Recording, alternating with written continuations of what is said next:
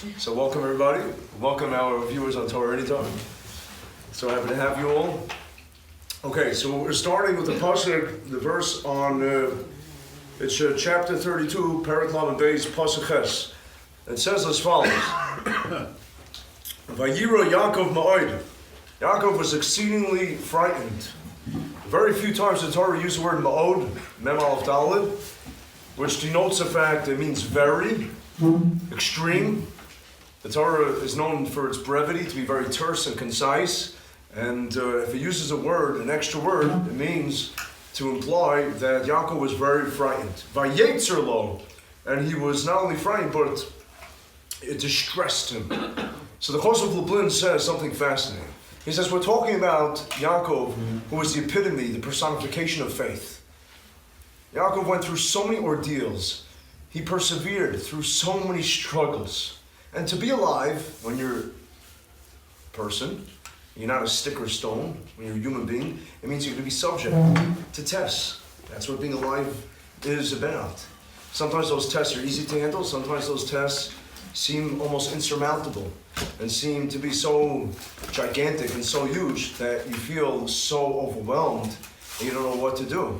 But you have to understand that any test that you go through, don't think that it's the first time a human being has gone through the test. One of your ancestors, may have been Avram, and maybe Yitzchok, maybe Yaakov, somebody in our family went through those tests and passed it and opened the doors for you to be able to pass the test in turn.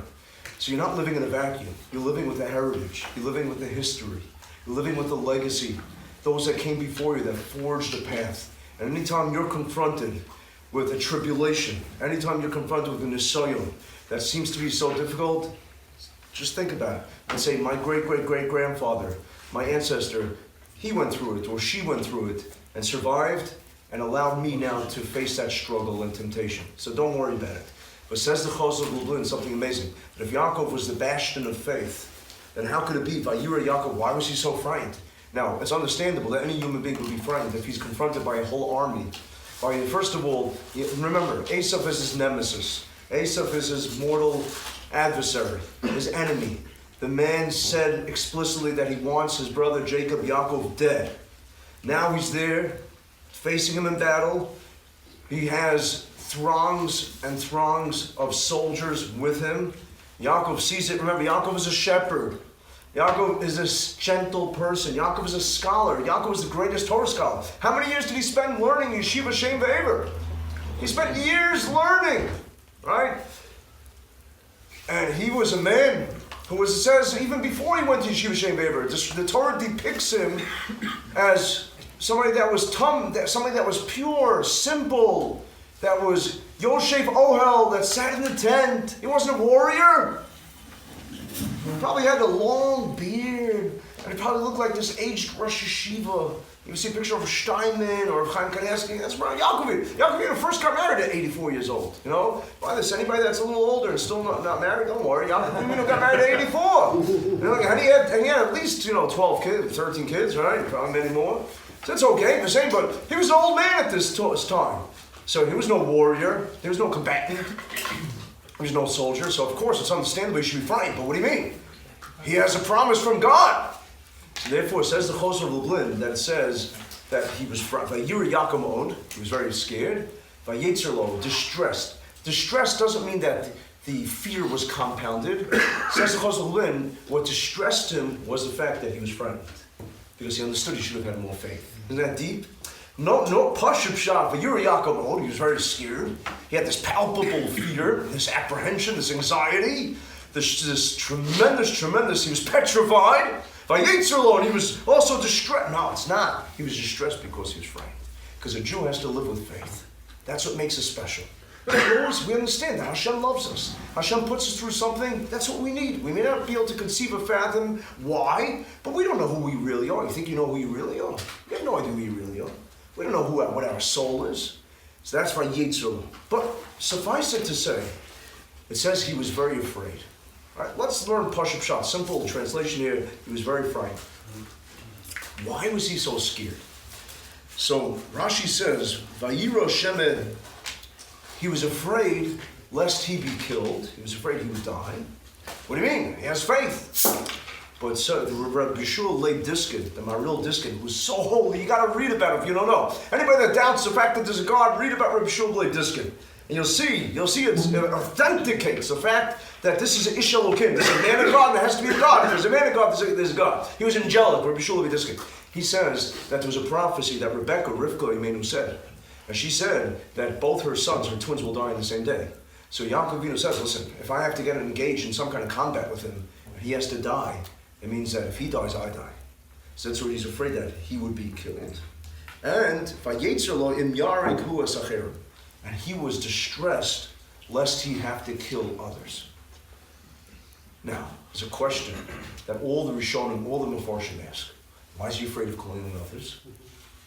He has a halachic rationale. He has a halachic justification. He's allowed to kill others. Why is he allowed to kill others? The Gemara says explicitly in several places, Habala hargecha, if somebody comes to kill you, hashkem v'hargo, preemptive strike. You have to kill the person. As a matter of fact, tonight we're going to learn about many, many different factors. We're going to learn about self-defense. We're going to learn about preemptive strike. We're going to learn about the fact that, let's say if you have only one influenza vaccine, and it has to be given to many people, are you allowed to allocate, are you allowed to decide how to dispense, how to designate to who? We're going to discuss about if there's a missile that's coming, chas v'chalila, heaven forbid, there's a missile that's coming and you have a power of diverting that missile, let's say with the Iron Dome, or some kind of similar mechanism, some kind of identical type of technology, and that missile's coming, and you could potentially, you can't stop the missile entirely, but somehow through radar, perhaps, you could divert that missile. So either the missile will go to myriads of people, let's say thousands of people or hundreds of people, but you have a shaykhus to it somehow, where you could divert that missile, and instead of landing on hundreds or thousands of people, it could land instead on, let's say, one or two people instead. Are you allowed to choose to divert it from the hundreds to, let's say, to just one or two people? Let's say a person is driving a car. No one should ever be faced with this type of crisis. But let's say you're driving a car, and you realize that if you careen, if you swerve one way, then chas v'sholom a million times, lo aleichem, so you'll kill, let's say you'll bang into several people, but if you go to the right, then there's only one person over there. Are you allowed to choose to go on your own volition, voluntarily, to go to the right, where there will probably be one fatality, versus going to the left, where there will be many fatalities? These are questions we're going to grapple with tonight. But let's go back to the text. Rashi, he says that he's afraid, Shema Yaragu Esacher, maybe he'll kill. So Rabbi Yeshua Diskin says that he's afraid perhaps that he will be killed because of the prophecy. What does it mean? Why is he afraid to kill other people? If somebody comes to kill you, you're allowed to kill others. That's explicit law. So some Mefarshim want to say that this law only applies, and I'll tell you exactly, precisely, the Mefarshim that say this. My glorified special notes here, we could call it chicken scrolls. They always said I should have been a doctor, because a doctor writes our prescription, he has his handwriting, so they say, I should have. Anyhow, but so he says that this is actually brought down that from the Moshe Zekanim, the Moshe Zekanim says that Shema Yargacher b'makom sheyochel hatzel be'echad meivarim. He says that perhaps he could have, instead of, let's say, maiming the person or really killing the person, he could have just maimed, let's say it was Esav, and maybe instead of just maiming him or handicapping, let's say causing him a handicap and making him infirm or disabling him, he would actually kill him. And the halacha is that if you have the opportunity, if somebody's after you, and you have the opportunity to just, let's say, paralyze the person, or let's say, you could take some kind of gun and shoot the person. You don't have to shoot the person by his main artery. Instead, you can shoot the person on the foot. So basically, you're impeding the person's ability to be able to walk around or to run after you, to chase after you, and therefore you stop the person from their assault, but you didn't have to kill the person. So he was afraid that maybe, instead of just handicapping, instead of just disabling the person, he'll actually kill the person, and then he'll be chayav, he'll be culpable, he'll be responsible. However, it's not so partial, because the Mishmar Melech and all sorts of Rivash, they say that the law of maiming or handicapping or disabling a person that is an aggressor, a perpetrator, so that only applies, that you have to maim or handicap the person, not kill the person. That only applies if it is a bystander that's witnessing somebody who's being attacked. In other words, let's say Reuven sees that Shimon is attacking Levi, So then Reuven is not allowed to kill Shimon. He has to rather just disable him. He's got to shoot him in a way, like shoot him in a limb that is not going to cause him death. However, Levi, who's being assaulted, Levi, who's being attacked, is allowed to go ahead and he's allowed to kill him even if he has the opportunity just to maim him. By the way, halacha l'maisa, this is a shayla that was asked about, let's say, about a burglary. Rahman al-Islam, somebody, subject to a burglary, and, it's in Israel, let's say, and it could be even a Jew against Jew, tragically, right? That it could be that there are Jewish burglars or Jewish criminals. It's very, very sad, but unfortunately we've in many ways deviated from our values, and it does come up like this sometimes.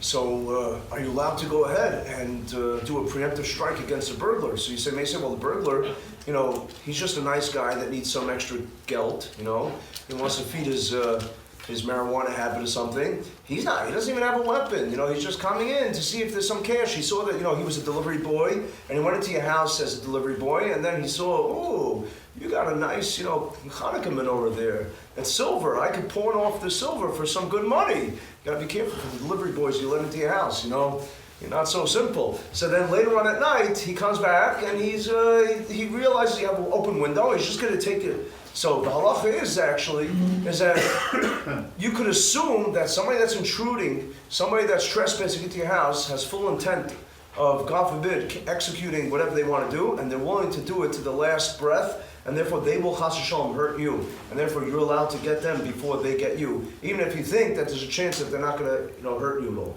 That's halacha, okay? But as far as this is concerned,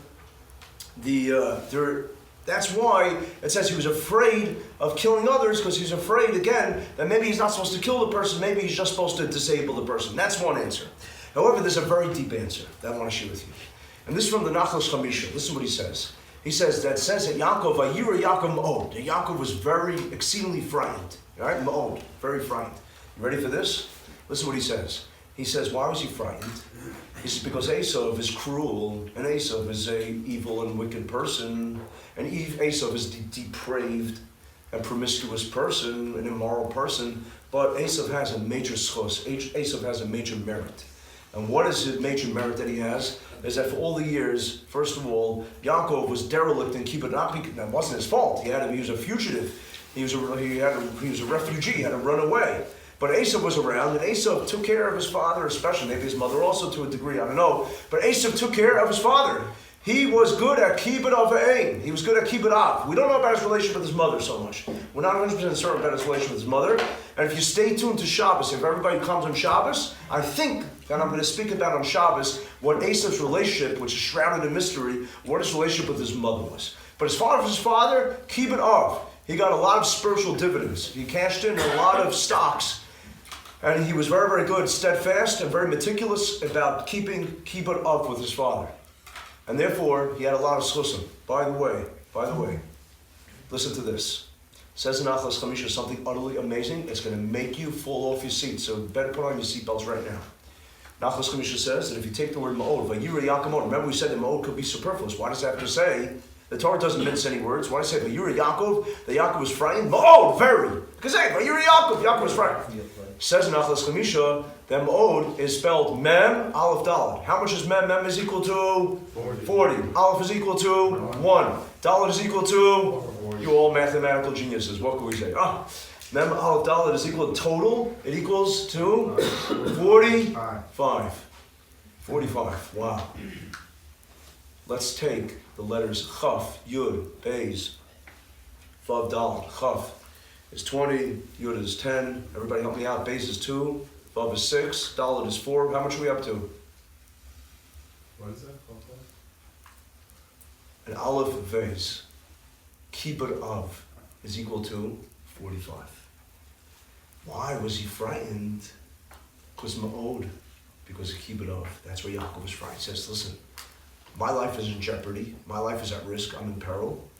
My brother, he's got a major schos. Ma'od, that's why he's very frightened. Because Ma'od represents the kibbut av. You hear this? Amazing chiddush, right? And if you never know, honoring and respecting parents is never easy, in most cases. But Yaakov was afraid that perhaps, he may lose his life because Esav, the cruel, wicked guy, has major merit going on. And that is the fact that he honored his father. I once shared something from Rabbi Steinman, Rabbi Aaron Leib Steinman Zatzal. Rabbi Steinman said that if you look at the 21st century, you see something very peculiar. You see a unique phenomenon. And what is that? That people have longevity. Parents are living 90, 100, past 100. You never really had such longevity before. He says, what's pshat? What's it all about? Is it because they're so much healthier? Not because they're so much harder. Listen, medicine is keeping people alive longer. He says, but there's another rationale. He says, there's a real reason behind it. And the fact is, those are living 90 and 100 in their youth, they probably didn't know so much about having vitamins and taking care of their health so much. He says, you know why? He says, because we're in the ikvus of the Mashiach, we're in the door of Mashiach, we're in the Messianic times right now. He says, and our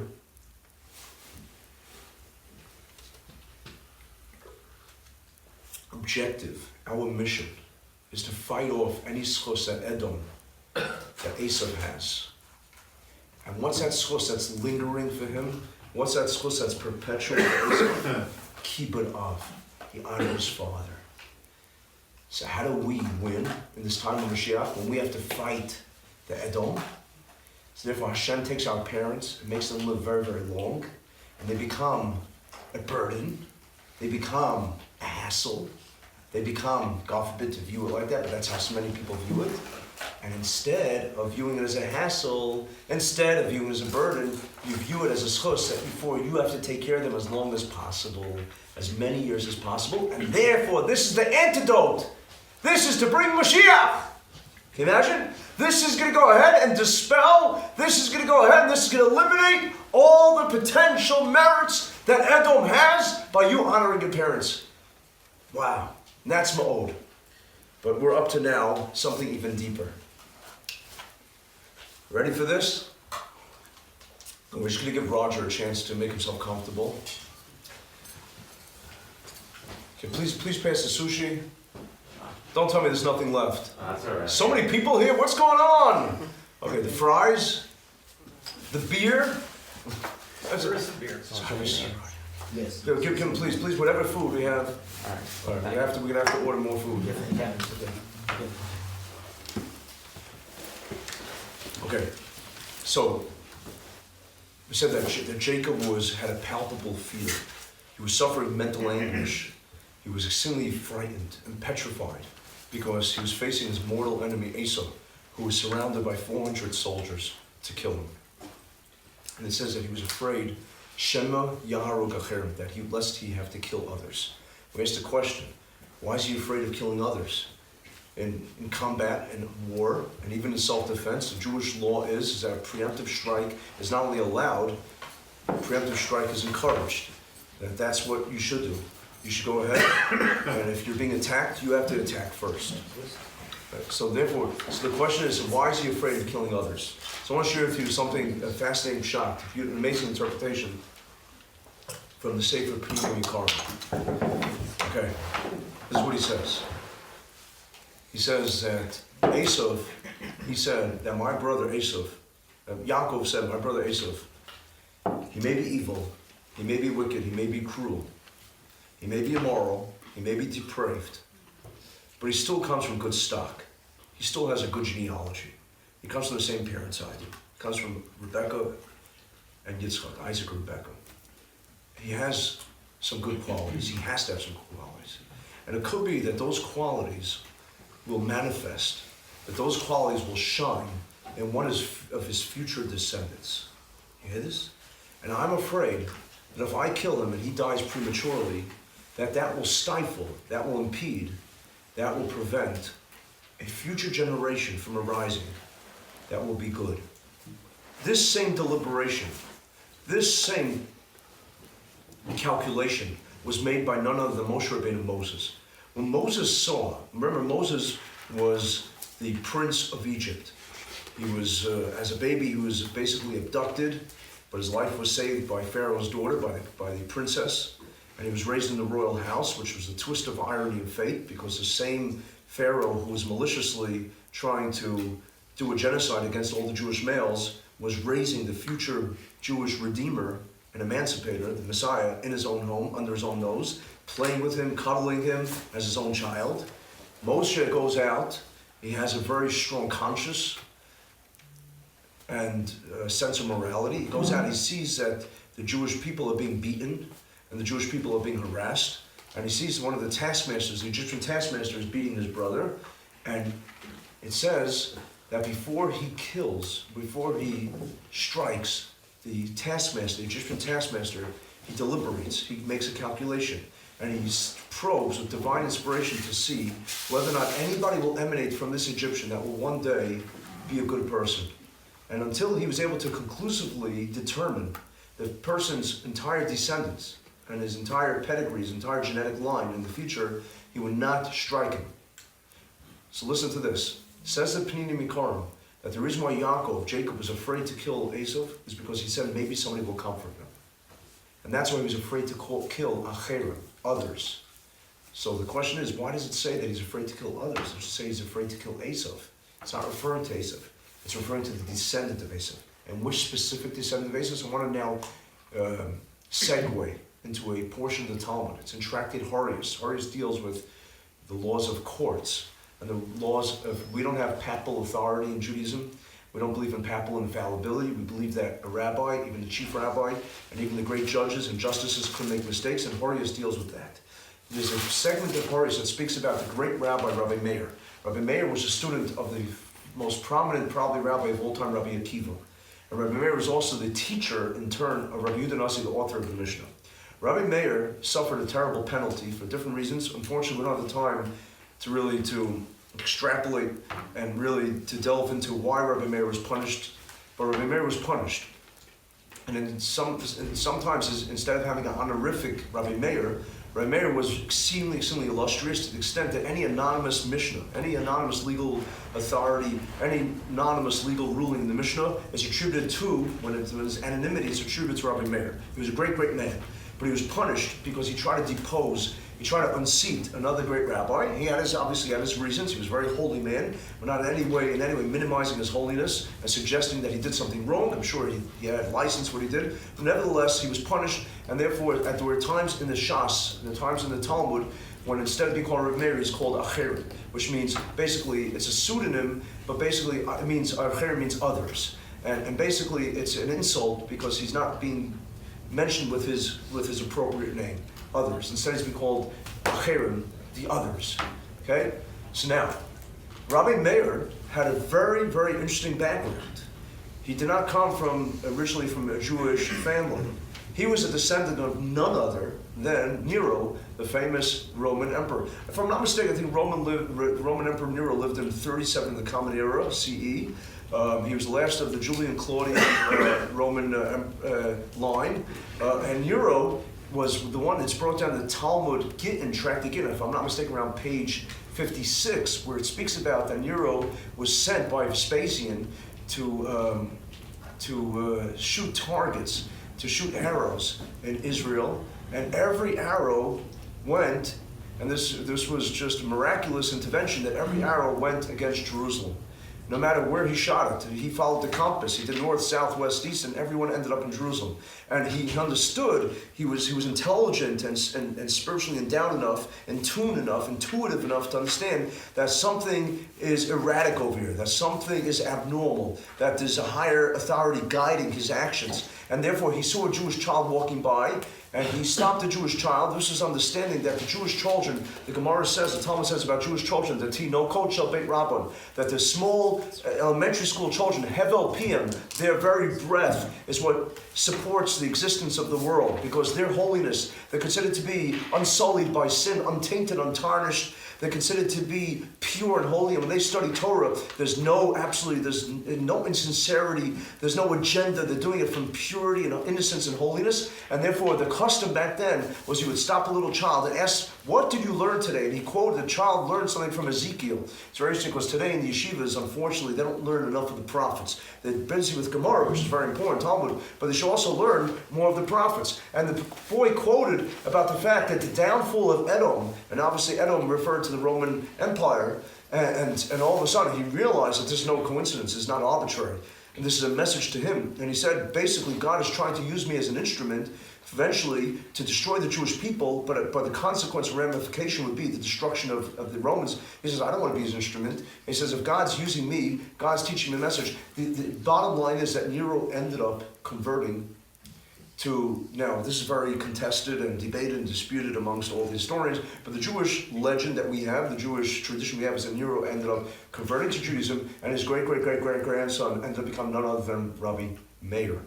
Now listen to this. This is good, breathtaking. This is stunning. This is gorgeous. Okay, when Rashi says that Yaakov was afraid of killing Esau, he doesn't say he's afraid of killing Esau. It doesn't say that. It should say he's afraid of killing Esau. It says instead he was afraid of calling Acherim. Why does it say Acherim? Because Jacob wasn't just looking at the here and now. A Jew always has Chacham, Eina Barosha, a wise man. He has his eyes. And he always sees the future. He always ponders and probes. What will be the consequences? What will be the repercussions? What will be the ramifications? And he said, Acherim, I'm afraid. Who's Acherim? Who does the Talmud refer to as Acherim? Rabbi Meir. Rabbi Meir, because Nero was a direct descendant of Esau, and Rabbi Meir was a direct descendant of Nero. That means that Jacob was afraid that if he kills Esau, he's stopping the eventual birth of Rabbi Meir. That's who he's afraid. He wasn't afraid of killing Esau. Esau deserved to be killed if he's going to be hostile and if he's going to be a combatant and be his adversary. But he was afraid of killing Acherim. Who's Acherim? Rabbi Meir. Isn't that amazing? Amazing. Truly, truly amazing. Now, let's go further. The Torah says in the Chumash, if you go to page 170, if I'm not mistaken, I think it's 177. I'm sorry, it's not 177. It's page 177, it is. Okay, the Torah says, Vayishlach Yaakov Einov. Yaakov now this is what he's dreading. This is what he's petrified of. He lifts his eyes, Vayar, and he sees V'hine Esav ba, and Esav is truly coming. Esav does not retire. Esav doesn't quit. Esav is giving Imo Arba Meos Ish, and with him is an entourage of 400 soldiers. Vayachas as Hiladim al Leah al Rachav al Shtei Shvachos. So what he does is he divides the children among Leah, Rachel, Rachel, and the maidservants. And what does he do? Listen very, very carefully. Listen very carefully. Again, this is war. This is very, very dangerous. What does he do? He puts the handmaids, that's referring to Bilhah and Zilpah, to the third and fourth wives. He puts them and their children first. It means in the front line of the battle, basically. And what does he do? Who does he put towards the back? Then he takes Leah and her children, Achronim, he puts them towards the back. Ves Rachel, Ves Yosef, Achronim. Thanks so much. And then he puts Rachel and Yosef in the very, very back. Now this is very, very troubling. Because he's playing favorites over here. Are we allowed to do that? I mean, everyone's life is in peril. We have people, their life is at risk. And he's choosing the ones that he likes more to protect them, to put them outside of the direct target, and then taking his other children and wives and putting them. So let's look at Rashi. What does Rashi say? Rabbi Shlomo Yitzchaki, the great Rashi. An acronym, Rashi stands for Rabbi Shlomo Yitzchaki, that was his name. It was his father's name was Yitzchok, so he was known as Yitzchaki. And otherwise, his acronym is Rashi, is also Rabban Shal Yisrael, the Rabbi of Israel, the Rabbi of all of Israel.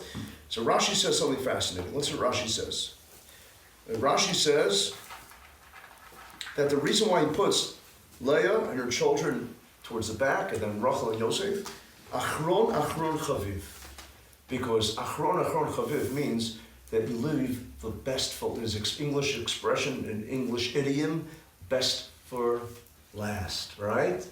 In Hebrew we say Achron Chaviv, that most beloved is always at the end. Now by the way, this is what a lot of people use when they're making, let's say, a party, and they forgot to invite, you, and they invited everybody, all your friends and all your relatives before you, and then you get the invitation the day of the wedding. They say, well, it says Achron Chaviv, that the beloved comes last. This is always used as a good excuse, where if you're honoring people, and then the last honoree, after everyone else gets all the honors, and the entire audience basically left because it was such a long evening, and you leave the last guy, and you say, what do you mean? The most beloved goes at the end, right? Leave the best for last. Well, it's a poor excuse. But no, there is basis for it, that we say, Achron Achron Chaviv, that the last is the best. Like, for example, another example is that a magician, a great performer, always leaves his last performance, the last trick, the best trick, for the end.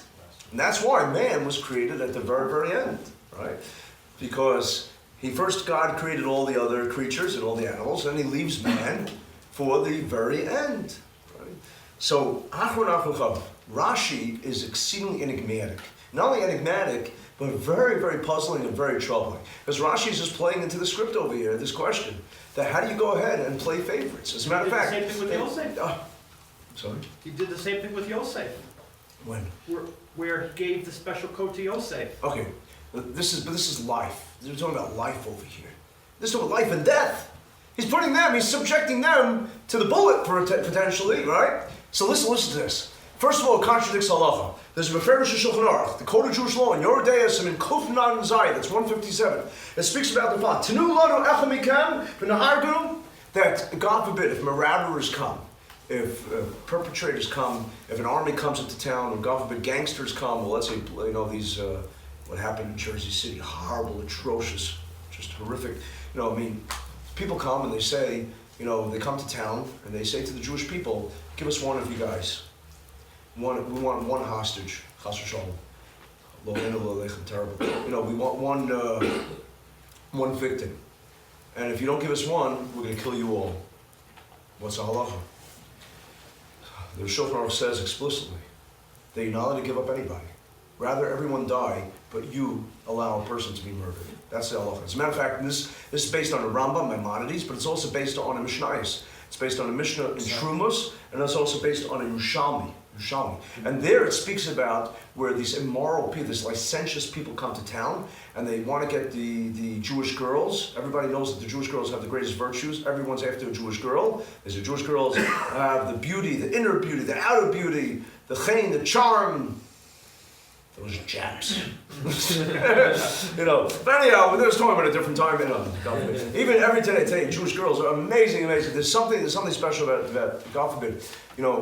I have the privilege, I taught Jewish girls, and I still teach Jewish girls. I have to tell you, there's something special, Baruch Hashem, about the Yiddish Mädel, about there's a special chen, there's a special tzidkus, a special righteousness, a special piety. Even if you don't see it, it comes out in the genes, it comes out in the DNA later on. There's something special.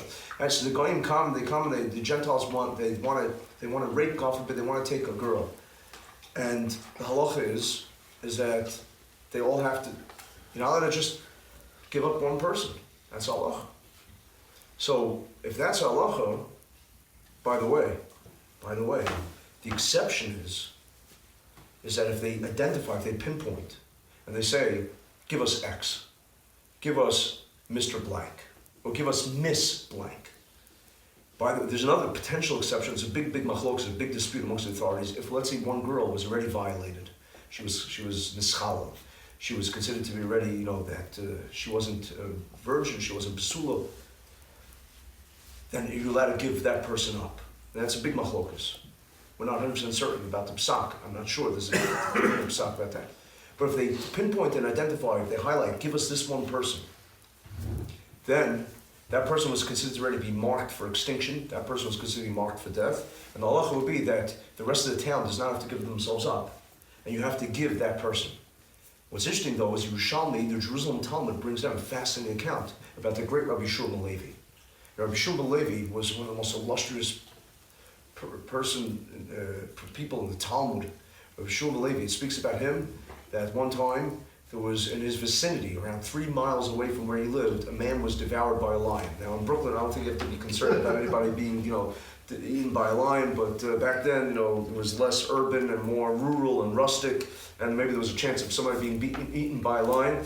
But anyhow, so Rabbi Shulman Levi, obviously everyone was devastated, but Eliyahu came to Rabbi Shulman Levi. Now imagine how holy Rabbi Shulman Levi was, that Elijah the prophet would visit him and counsel him and spend time with him. Elijah the prophet had died, many centuries before, obviously, so he was coming in the spirit.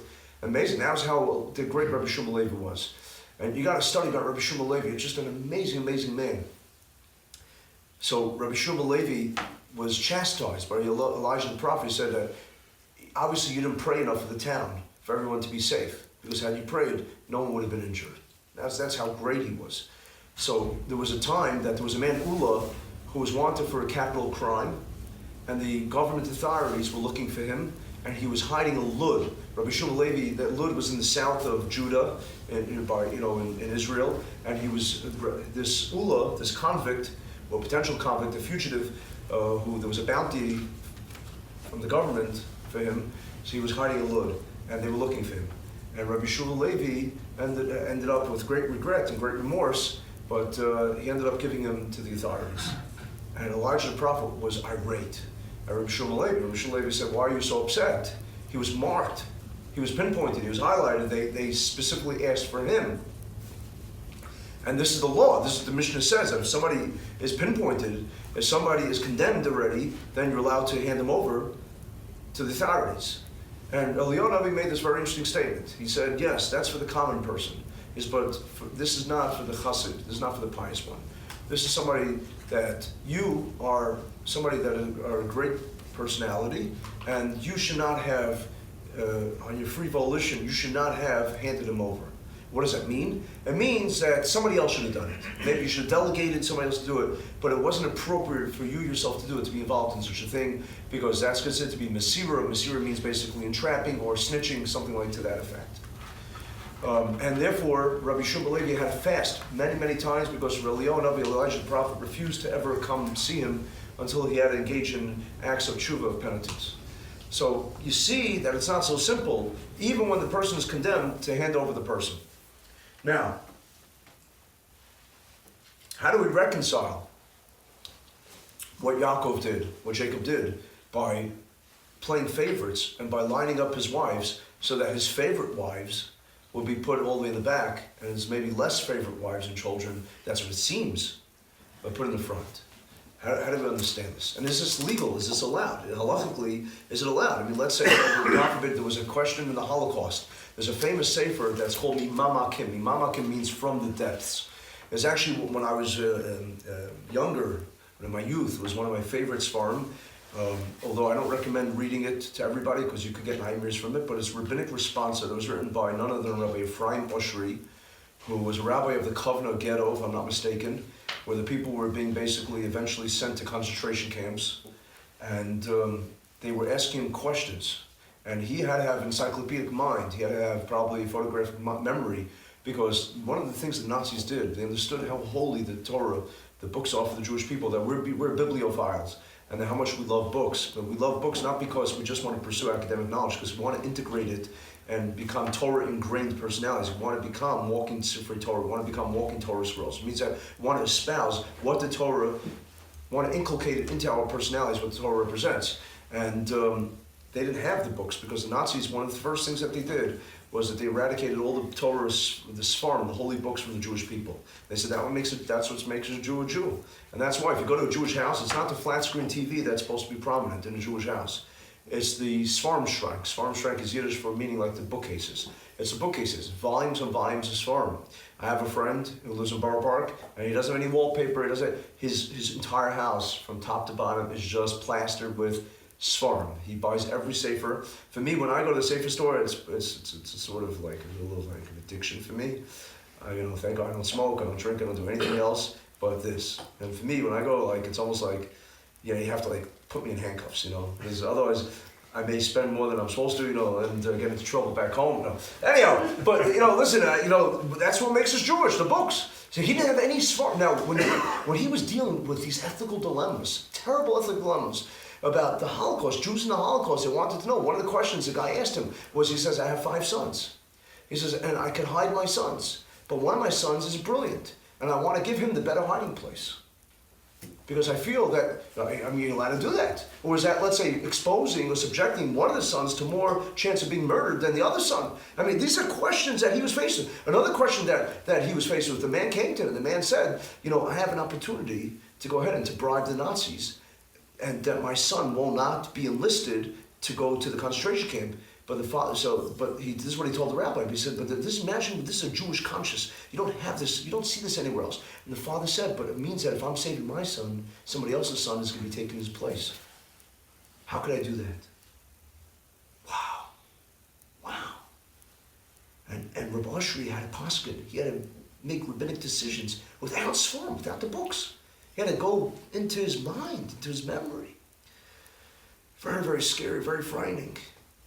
And you see his book, and I think it's translated to English, I think from the depths, Rabbi Oshri. He has a son that's a rabbi in Falafashir.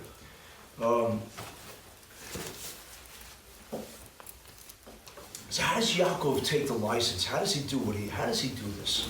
How does he go ahead and seemingly violate halacha? It says he violated halacha. So the Shach Torah says that he didn't actually do this. It wasn't a spatial arrangement that he did. Rather, he prayed. When it says that he split them up, this is what the Shach says. The Shach says, "Ispal aleim b'yeser." It means he prayed more. When the pasuk says, "Vayasem es shvachos ves yaldei rishona," it means that he prioritized, that he gave precedence to the maidservants and their children, his own children. He prayed for them more. He said, because they need more prayers than my other children, and that they need more prayers than Rachel and Leah's children, because Rachel and Leah are holier and they have the Shekhinah dwelling amongst them. They have fortification, they have protection, they have natural protection. Whereas my other children, my other wives don't have this natural protection, and that's what it means. But this seems to be against the Pashup Pshat. This is the Shach, but it seems to go against the Pashup Pshat. So why they put it in the front if they have less protection? He says it wasn't a spatial arrangement. It's talking about prioritizing tefillah for them, prayer for them. And it's a very, very different interpretation. That's a Shach. The Lifligos Ruvain says that Yaakov was confident that they would be protected. He was batuach. Batuach means he had insurance. Because God promised him, remember God promised him that I'm going to protect you. I'm going to safeguard you. I'm going to watch over you. And therefore the arrangement he made was not violating anything because he knew that they would be protected, but he still wanted to have this type of arrangement. In other words, there are those that say, if I'm not mistaken, who was it that says this answer? It's the Rambam's son, Rabbeinu Avram. The Maimonides had a very, very prominent son, a very great Torah scholar. His name was Avram, Rabbi Abraham, the son of Maimonides. And he goes against the Pshat of the Ebenezer, and he goes against the Pshat of the Yosef Bechor Shor. He goes against Rashi Pshat. And he says that God forbid that he would play favorites. He did not play favorites. Rather, he knew that they would be okay, but he went ahead and he did a system of merit where basically where stature first. And there had nothing to do with, God forbid, exposing one person to danger more than the other person. What's interesting is that the Maril Diskin says that if you look at the pasuk, it says "Hu avar lefneim," that he passed in front of them. That's he was the barricade. You know, they have now, and God forbid, a million times, especially after the Jersey City, obviously there's heightened security in many places. But I'll never forget, I remember after 9/11, so I was, in that time, I was spending time in the great Rabbinic Academy of Lakewood, New Jersey. And there was a threat that the Muslim terrorists would take oil tankers and that they would explode the Jewish buildings. So therefore they put up, anybody know what it's called? Josh, I'm sure you know this. What is it called? It starts with a B, and it's like... barricades. Well, it's like barricades, but it has a specific name. Anybody know? Ballast? What? Ballast? What is it? A ballast? B-A-L-L-A-S-T. Yeah, it's ballast, right? I think it's a ballast, yeah. And it prevents, is that what it's called? It prevents what? It prevents a truck from coming and from backing into the building and the building exploding. Chas v'shalom a million times. Right? To prevent that from happening. So that's what Yaakov, V'avar lefneim means that he passed right in front of them to be the barricade and to prevent any death. And therefore, that's why he was able to make this arrangement, this spatial arrangement, which seemed to be playing favorites and seemed to be putting one child and one wife more in peril and more at risk than the other wives, but it wasn't violating halacha by doing that. It wasn't violating the Shulchan Aruch by doing that. That's what the Marel Diskin says. The Divrei Yecheskel has a fascinating yesod, which is a lesson to us in life. He says, Elokim yivakesh es nirdav. He says, God, anybody ever feel here that they're being picked on or bullied? Anybody feel like, gee, life is not fair. I'm the guy that always has to pay and suffer. And so, the Rebbeinu Shalom, Elokim yivakesh es nirdav. Don't feel bad. God likes the loser. God forbid, it doesn't mean that God, like, the Jews are all winners, right? And we always know, we're always on top, and we're always winning the Nobel Prizes, and we're always the most philanthropic people, and the protocols of elders of Zion is all true. We control media and finance and everything else, right?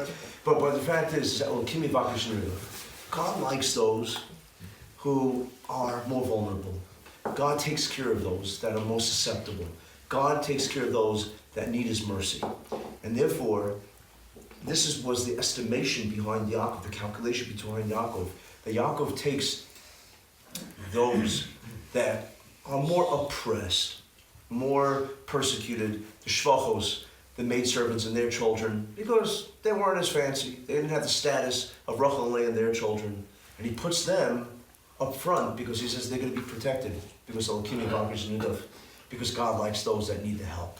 Because Rachel and Leah, who are more prominent, who have more stature, they are more endangered and they are more at risk, and therefore I have to protect them more. That's the Yisod of the Cheskel. And therefore, if a person, when somebody called me the other day that he's being tormented by somebody, I said, don't worry. Just take it down. Don't worry so much about it. If you're being tormented, it means Hashem is going to take care of you. Hashem will take care of you. Obviously, a person should never take abuse. I'm not talking about an abusive. A person is being picked on about something. I said, just ignore it. Don't. Listen, usually, every action engenders a reaction. If you don't, so if a person doesn't, and that reaction is reciprocated by another action. If a person doesn't react to the action, then it won't cause another action. Now that's how it works. So if a person just takes a back seat, it's okay. Now what's interesting is that the Pardes Yosef has a fascinating answer. How Yaakov was able to play favorites and put his children and wives at risk, whereas protecting the others. Listen to what the Pardes Yosef says. I think if you remember, we've discussed before that some of the opinion that Yaakov actually committed a sin by marrying two wives. How is he allowed to marry two wives? All right? It's a big question. Okay, in honor of Alan, we're going to just repeat the question. All right, there's a question we've been grappling with. Come here. This is right for you right here. I think we're totally out of sushi, though. I have to apologize. But we can give the man a beer. Give him a beer. Just want to stop by and say hi. Give him a beer. Okay. So the question that was that how is Jacob allowed to marry two sisters? It violates a commandment.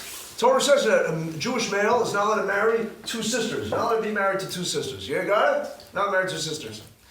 So we had all these different proposals. How is he allowed to marry two sisters?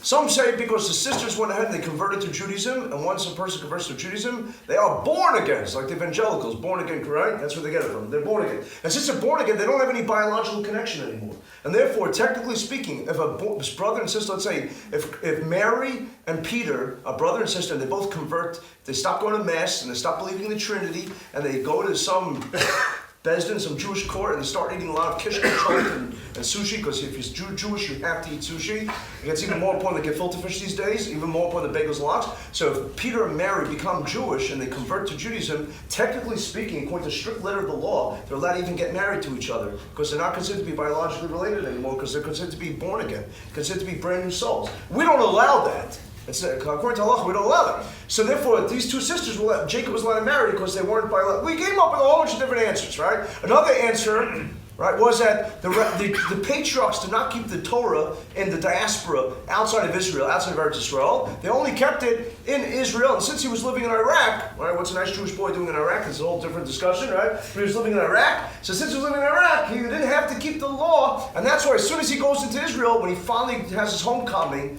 and he finally goes back to Israel, who dies? His beloved Rachel dies. Because he can't be any more than married to two sisters, right? Says the Pardes Yosef, an amazing idea. He says that when you go to battle, when a Jew goes to battle, think about the 6-Day War, think about the War of Independence in 1948, think about the Yom Kippur War, think about the Persian Gulf War. When we go to battle, the Jewish people, it's inexplicable, it's irrational. All our victories are so unconventional, so unorthodox. I don't mean Orthodox religion, okay? But I'm saying, our victories, our celebrations, it doesn't make any sense. We should have lost every war. If you study it with logic, militarily, historically, everything. But Hashem is on our side. When we go to war, the thing that we have to be concerned about is, do we have any spiritual liabilities? Do we have any spiritual handicaps? That's what the Torah says. When a Jewish soldier went to war, he had to make introspection. He had to say, one second, How derelict am I in my observance to God? Well, how's my Shabbos? How's my kosher? How's my stealing or not stealing? How's my gossip? What kind of person? How is my morality? What am I thinking about half the day? What's my brain about? And therefore, so Jacob said, one second, I'm about to go to war. I have my nemesis here, my arch nemesis. Right? I have my adversary, Asa. Right? He wants to kill me. He's with 400 men about to kill me. Let me think about it. What sins do I have? He says, I have a sin. I'm married to 2 sisters. And therefore he says, my vulnerability, my susceptibility, my risk is not Bilhah, Zilpah, those wives, not those kids. I could put up front. God's going to protect them. I have a promise. I'm spiritually fortified. God promised he's going to safeguard me. What's my liability? Rachel.